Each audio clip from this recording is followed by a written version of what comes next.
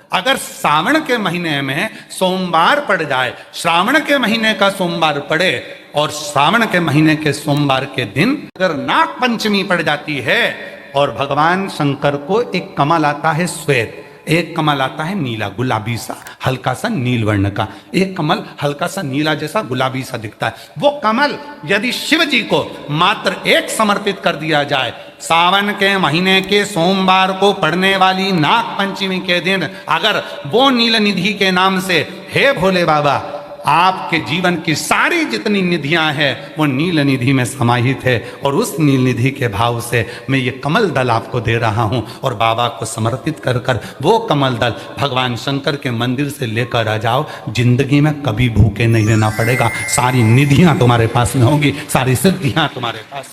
वो नील निधि 33 वर्ष में बाबा जी 33 वर्ष में 6 बार सावन के सोमवार को नाग पंचमी पड़ी। 2026 में सावन के सोमवार को 17 तारीख को बाबा की ये शिवरात्रि फिर पड़ रही है, वापिस नाग पंचमी पड़ रही, वापिस नाग पंचमी पड़। सावन के सोमवार पर पड़ने वाली नाग पंचमी को निधि पंचमी कहा जाता है, नील निधि पंचमी। भले वो नाग पंचमी है पर वो इतनी निधि दे देती है, तो उसके लिए स्वयं देवादिदेव महादेव की कथा करती है, स्कंद पुराण वर्णन करती है, शिव पुराण वर्णन करती है। सावन के महीने में जब सोमवार पड़े, सोमवार के दिन नाग पंचमी पड़े, नाग पंचमी के दिन जो नील पुष्प भगवान शिव को कमल का समर्पित कर देता है और उसी कमल के पुष्प को नील निधि के रूप में लेकर आ जाता है, उसके पास में कभी जिंदगी में ना अष्ट सिद्धि की कमी होती है ना नव निधि की कमी होती है। उसका वैभव, जितने संसार के लोग कर्जे में है, भले तुम्हारा बैंक का कर्जा हो, लोन का कर्जा हो, चाहे तुमने दुनिया में कहीं से भी कर्जा ले रखा हो, एक बार अभी 17 अगस्त को पड़ेगी, सोमवार को नाग पंचमी, 33 वर्ष में ये 7वीं बार आ। और हमने यहां तक कहा यदि कमल का पुष्प ना मिले तो एक महाराज जी एक पुष्प होता है वो नीले कलर का शंख जैसा हो, जो शिव जी को बड़ा प्रिय है। अगर मान लो तुम्हें नील कमल ना मिले, नील कमल प्राप्त ना हो, कहीं सरोवर तालाब में अभी बहुत बारिश हो रही है, कहीं जाना नहीं, नील कमल नहीं मिल रहा है, तो ये नीला पुष्प अगर आपको मिल जाए, एक बार नील निधि के नाम से शिव को समर्पित करना और बाबा को समर्पित कर कर उसी को वापिस लेकर आना। बाबा मेरे घर में अष्ट सिद्धि नव निधि निवास करे, कृपा करना। 1 साल के अंदर आप सब पत्र में लिख कर भेजोगे, आपको किसी के दरवाजे पर हाथ फेराने की जरूरत नहीं पड़ेगी, भगवान जो वैभव देगा वो देखते बनेगा। फिर हमें ना तो तप करना है, ना साधना करना है, ना कोई उपवास, ना कोई। और एक और चीज बड़ी सुंदर लिखी है महाराज, यदि डॉक्टर ने कह दिया तुम्हारे शरीर में कोई गठान है, बहुत बड़ा कोई रोग हो गया है, ये छूट नहीं रहा है, बहुत तकलीफ में पड़े हुए हो और मिट नहीं रहा, तब शिव जी के शिवलिंग पर एक दुर्वा का मुख हो जलाधारी की ओर जहां से पानी बहता, बेलपत्री का डंडी का मुख हो जहां से जल बहता जलाधारी की ओर, और 2 छोटी छोटी कटोरियों में यदि सावन महीने के सोमवार की नाग पंचमी पर अगर दूध चढ़ाया जाता है और उसको दूध चढ़ी हुई बेलपत्री और दुर्वा दोनों को लेकर आया जाता है, दुर्वा सुबह के समय द्वितीय दिवस में, जिस दिन चढ़ाओगे उस दिन नहीं, द्वितीय दिवस में उसको सुबह सुबह चबा कर खा लीजिए, और बेलपत्री को जिस कक्ष में आप सोते हैं उस कक्ष में उसको रख लीजिए, कहीं पर भी हमेशा के लिए। जो शरीर का रोग है वो धीरे धीरे मिटेगा ही, और 4 से 6 महीने के अंदर बड़े से बड़ा रोग सारी रिपोर्टें नील आकर सामने खड़ी हुई। ये कोई साधारण नहीं है, सावन महीने का सोमवार उस दिन पड़ने वाली नाग पंचमी। आप सबको तो साधुता है, अब की बार 17 अगस्त को पड़ रही है और बाबा की कृपा से आपको ये कथा श्रवण करने को मिल गई नील निधि की। हर जगह पर वही है, कथा वही है, जल भी आप चढ़ा रहे हो, दूध भी आप चढ़ा रहे हो, बेलपत्र भी चढ़ा रहे हो, पर तरीके अलग है। बाबा जी कई लोग कहते हैं कि हम तो पहले भी जल चढ़ाते थे, हम तो पहले भी बेलपत्र चढ़ाते थे, आप लोग भी चढ़ाते थे पहले भी जल, पहले भी बेलपत्र चढ़ाते थे, पहले भी पूजन करते थे, तो अब ऐसा क्या होने लगा कि अब लोग जल चढ़ाते हैं, अब लोग बेलपत्र चढ़ाते हैं और उनकी मनोकामना पूरी हो जाती है। पहले भी लोग जल चढ़ाते थे, पहले भी मंदिर जाते थे, फिर आज के जमाने में ऐसा क्या कर दिया जो दुनिया के लोगों के काम होने लगे? हुआ कुछ नहीं, शिव महापुराण ने यही करा। शिव कथा में बेलपत्री सब चढ़ाते थे, जल सब चढ़ाते थे, पर उसको चढ़ाने का जो तरीका है बस वो आपने अपनी जिंदगी में उतार लिया और उसका फल मिलना प्रारंभ हो गया। सावन के महीने में जो सोमवार है उस दिन नाग पंचमी, उस दिन नील निधि का प्रयोग करिए। आप कितने भी, हम तो यहां तक कहेंगे जितने किसी ना किसी रूप में कर्ज में डूबे, परेशान है, दुकान नहीं चल रही, व्यापार नहीं चल रहा, परेशानी हो गई, कोई ने जमीन पर कब्जा कर लिया, कोई ने कुछ कर लिया, कोई ने कुछ कर लिया, जितने हैं सब करो और एक नील पुष्प, नील कमल के भाव से, नीला कमल मिल जाए तो ठीक है, नहीं मिले तो नील पुष्प जो अभी दर्शन कराया। अब आते हैं जिनके बच्चे एजुकेशन कर रहे हैं, पढ़ाई कर रहे हैं, कंपटीशन एग्जाम दे रहे हैं और उन बच्चों का सिलेक्शन नहीं हो रहा, और ये कथा स्वयं विश्वनाथ बांचने के लिए आए। जितने बच्चे एजुकेशन कर रहे हैं और जितने बच्चे कंपटीशन एग्जाम दे रहे हैं, रिजल्ट नहीं आ रहा, 1 नंबर से, आधे नंबर से, 1.5 नंबर से, 2 नंबर से रह जा रहे हो, तो प्रयास सावन के महीने के सोमवार की नाग पंचमी के दिन, सोमवार की नाग पंचमी के दिन लाल चंदन बाजार में होता है, लाल चंदन, उस लाल चंदन का लेपन घिस लो, उसको घिसकर बेलपत्री की दोनों पत्तियों में, नीचे वाली दोनों पत्तियों में उस लाल चंदन का लेपन, बेलपत्री के नीचे वाली दोनों पत्तियों में लाल चंदन का लेपन करिए और ऊपर वाले पत्ते पर केवल बोलते हैं मौली, लच्छा, नाड़ा जो भी है वो बीच वाली पत्ती पर रखकर देवाधिदेव महादेव को समर्पित कर दीजिए और बाबा पर 1 लोटा जल चढ़ा दो। शिव जी से प्रार्थना कर कर बेलपत्री वहीं छोड़ो, लच्छा लेकर आ जाओ और अपने हाथ में या अपने कमरे में उसको संभाल कर रखो। जब तुम्हारा विल पावर कमजोर हो, जब तुम्हें लगे कि मुझे ये कंपटीशन एग्जाम निकालना है, उस समय पर भले एग्जाम में तुम्हें बांध कर नहीं जाने दें, पर उसके पहले तक भी तुम्हारे शरीर के पास में वो लच्छा होना चाहिए। फिर भले उतार कर जाओ, एग्जाम देकर आओ, फिर पत्र इस व्यासपीठ पर तुम्हारा जरूर होगा, मिले। वो साधारण नहीं है। सावन के महीने के सोमवार को पड़ने वाली शिव नाग पंचमी को नील निधि पंचमी कहते हैं। उस नील निधि का मतलब है सारी सिद्धियां एक ही निधि में प्राप्त हो। नाग पंचमी है। संपूर्ण सनातन वासियों को मेरी ओर से नाग पंचमी की बहुत बहुत बधाई। और चौरसिया समाज को आज बहुत बहुत, संपूर्ण विश्व की चौरसिया समाज को हमारी ओर से बहुत बहुत नाग पंचमी की बधाई हो, क्योंकि पूरा चौरसिया समाज कोई दूसरा नहीं है। संपूर्ण विश्व का चौरसिया समाज मेरे शेष नाग और भगवान के गले में रहने वाले वासुकी नाग के कृपा पात्र हैं, आशीर्वाद के पात्र हैं।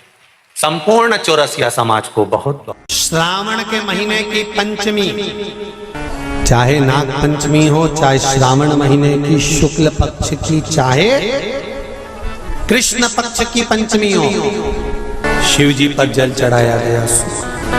और समझ लो अच्छे से, श्रावण महीने की पंचमी के दिन देवाधिदेव महादेव पर चढ़ाई गई शमी पत्र, शंकर भगवान पर चढ़ाई गई शमी पत्र, आस्तिक मुनि का नाम लेकर, कौन से मुनि? आस्तिक मुनि का नाम लेकर शमी पत्र को वापस उठाकर उसको अपने दरवाजे की चौखट पर कहीं पर भी या द्वार पर कहीं पर भी एक ओर रख देने पर घर के अंदर, बगीचे के अंदर सर्प प्रवेश नहीं करता। ध्यान रखिए, सर्प प्रवेश नहीं करेगा। शमी पत्र समर्पित करने पर, उस शमी पत्र को आस्तिक मुनि का स्मरण करने पर, कौन से मुनि है? आस्तिक मुनि का स्मरण करने पर भीतर घर के अंदर बगीचे में सर्प भी प्रवेश नहीं। उस शमी पत्र में जया, विषहरा, शामली वारी, दौतली और देव, ये 5 कन्याओं का भाव प्रकट हो जाता है और वो कन्याएं हमारे घर के द्वार की रक्षा करती हैं। तुम्हारे घर की बहन बेटी क्या करती है? तुम्हारे घर की बहन बेटियां क्या करती हैं? घर में बहन बेटी आती हैं तो बद्दुआ देकर नहीं जाती। घर में कन्याएं रहती हैं, बद्दुआ नहीं देती। घर की बेटियां जब दरवाजा छोड़कर शादी कर वाले दिन, विदाई के दिन अगर जाती भी हैं तो बेटियां हाथ में धान भरकर फेंक कर जाती हैं कि मेरा मायका खूब फले फूले, आगे बढ़े। छापे लगाकर चली जाती हैं कि हमने हमारी जीवन की सारी दौलत, जीवन का सारा सुख अपने मायके में दे दिया है। वो बेटियां होती हैं। तो जया, विषहरा, शामली बारी, दौतली, देव, ये उस घर में निवास करती हैं जिससे ये घर में हम रक्षा कर सकते, रक्षा कर सकते। श्रावण के महीने की पंचमी, कौन सी तिथि? पंचमी, चाहे वो शुक्ल पक्ष की हो चाहे वो कृष्ण पक्ष की। श्रावण महीने की पंचमी के दिन शंकर भगवान पर जिस जिस परिवार के व्यक्ति का कांवड़ जल हमने बताया है आपको, जरूरी नहीं है कि डंडा बांधकर 2 कावड़ के जल के लोटे लेकर जाओ, आप अपने हाथ में भी 2 पात्र लेकर जा सकते हैं। पंचमी तिथि के दिन हाथ में 2 लोटे जल के, 2 कलश जल के जब हम शंकर भगवान को चढ़ाते हैं तो ऊपर जो कमंडल होता है शिव जी के ऊपर जलधारी होती है जिसमें जया, विषहरा, शामली बारी, दौतली और देव, शंकर भगवान की 5 बेटियां जिसमें विराजमान होती हैं। जब हम जल समर्पित करते हैं, हमारे पीढ़ी में, परिवार में अगर कोई अधोगति में मर गया होता है, कुंवारी अवस्था में चले गया होता है, गर्भ में मर गया होता है, गर्भ के बाहर निकल कर भी अगर कुंवारी अवस्था में चले गया होता है, तो श्रावण महीने की दोनों पंचमी पर परिवार का अगर कोई एक व्यक्ति भी जल चढ़ा देता है शंकर भगवान पर, तो सर्प की योनि में नहीं पड़ता, जीव मुक्त हो जाता, प्रेत योनि में सर्प की योनि से मुक्त हो जाता।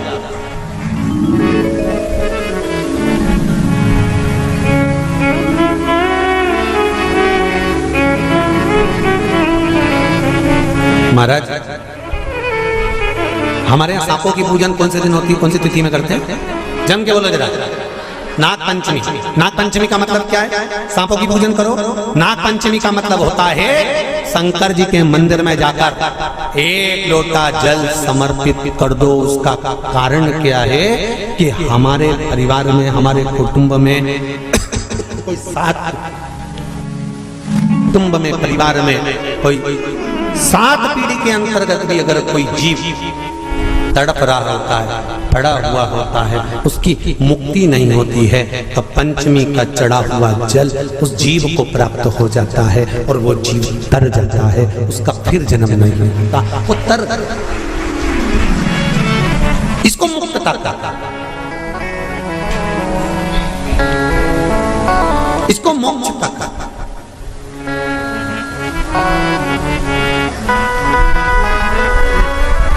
ये मोक्ष, इसी से कहेंगे कि ये मुक्तता। महाराज,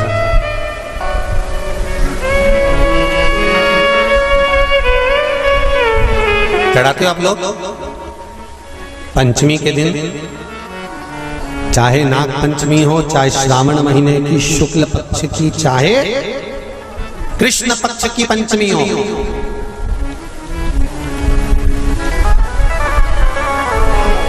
शिव जी पर जल चढ़ाया गया। और समझ लो अच्छे से, श्रावण महीने की पंचमी के दिन देवाधिदेव महादेव पर चढ़ाई गई शमी पत्र,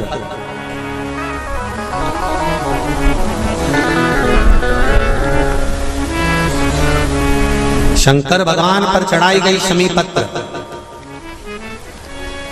आस्तिक मुनि का नाम लेकर, कौन से मुनि?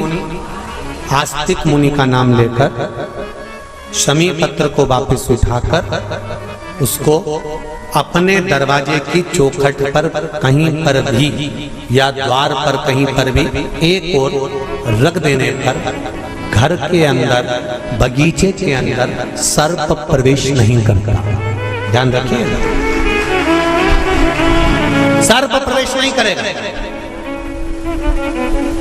शमी पत्र समर्पित करने पे, उस शमी पत्र को आस्तिक मुनि का स्मरण करने, कौन से मुनि है?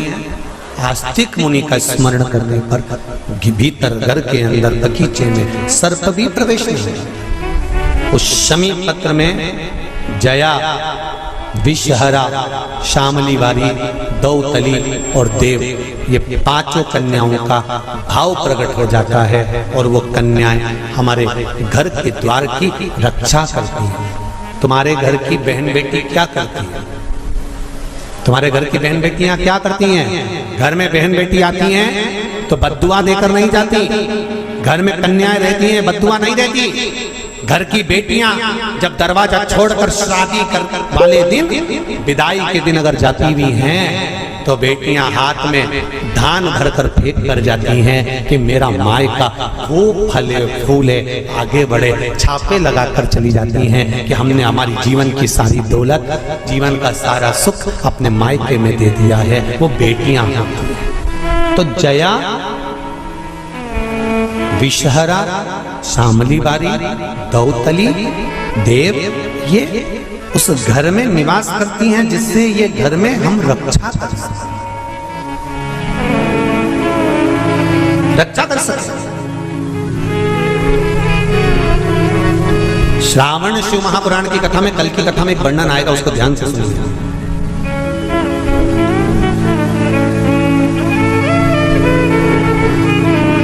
उदर, पेट, सारी बीमारियों का केंद्र बिंदु है।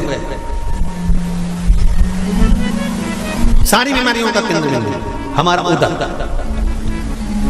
कहीं इसमें तकलीफ होती है, एसिडिटी बन जाती है, कोई बड़ी बड़ी बीमारियां इसी के माध्यम से, पेट के माध्यम, तो उसके लिए कल की कथा में श्रावण के महीने का बड़ा सुंदर भाव प्रकट होगा कि हमारे उदर से जुड़े हुए प्रॉब्लम, केवल एक तिथि और एक ही दिन शंकर भगवान पर जल चढ़ाकर उस जल का 3 बार आचमन करने पर ही उदर की बीमारी मिट जाती है। वो श्रावण के महीने का बड़ा सुंदर कथा है, उसको अपन श्रवण करते हुए आगे बढ़ेंगे। वो श्रावण, सावन के महीने में पार्वती जी ने और गंगा जी ने ये चतुर्मास में जितना सौभाग्य का दान दिया है, उनके बराबर दुनिया का कोई व्यक्ति इतना सौभाग्य का दान नहीं दे सकता। सौभाग्यवती नारियां अखंड सौभाग्य के लिए भाग्य सूचक वस्तुओं का जो दान करता है वो जीवन में कभी विधवा नहीं होता। महाराज वो 8 वस्तुएं बताई हैं। पहला कुमकुम, दूसरा पुष्प, चाहे लाल हो, चाहे सफेद हो, चाहे पीला हो, पुष्प कोई भी हो। तीसरे नंबर पर है चंदन, चौथे नंबर पर है तांबुल, पांचवें नंबर पर है काजल, छठे नंबर पर है ईख, क्या बोलते हैं यहाँ पर ईख को, क्या बोलते हैं, गन्ना, ईख। 7वें नंबर पर है लौंग, खाने वाली जो लौंग होती है, लौंग। 8वें नंबर पर है जीरा, जीरा ये भी सौभाग्य सूचक है। कर जो दान दे देता है वो नारी कभी विधवा होकर नहीं जाती, 7 जन्म तक अखंड सौभाग्यवती रहती है, अखंड सौभाग्य। 7 बेलपत्र भगवान शंकर के शिवलिंग पर चढ़ाकर सावन के महीने में 2 लोटा जल शंकर भगवान को, आप लोगों को मालूम है ना, सारे समय पर 1 लोटा जल और सावन में 2 लोटा जल। सावन के महीने में 2 लोटा जल शिव जी को चढ़ाया। और अगर चिंता ज़्यादा है, टेंशन ज़्यादा है, डिप्रेशन चल रहा है, गोलियों पर गोलियां खाना पड़ रही है, बीपी की गोलियां बार बार खाना पड़ रही है, तो ब्रह्मेश्वर महादेव का नाम लेकर शिव पर 7 बेलपत्र चढ़ाकर, और अगर 7 ना हो तो 5, 5 ना हो तो 3 बेलपत्र शिव को चढ़ाकर दोनों हाथों के लोटे का जल धीरे धीरे शिव जी पर चढ़ाएं और उसी में से थोड़ा सा जल लेकर जो बहुत टेंशन में हो, डिप्रेशन में हो, चिंता में हो, उसको उस जल का आचमन कराना प्रारंभ करो।